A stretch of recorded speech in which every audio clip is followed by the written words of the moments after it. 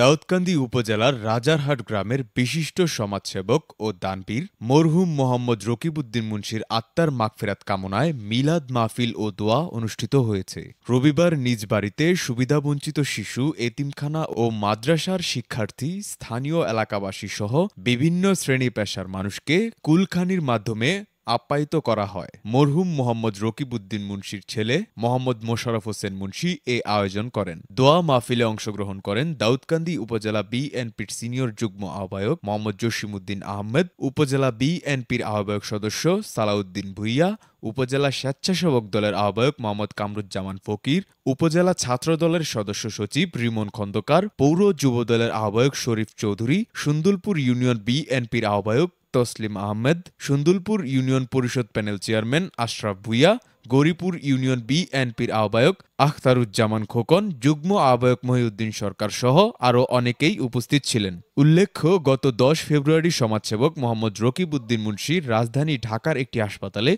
চিকিৎসাধীন অবস্থায় মারা যায়। সূচনা community.tv বিনোদনের পাশাপাশি খবর।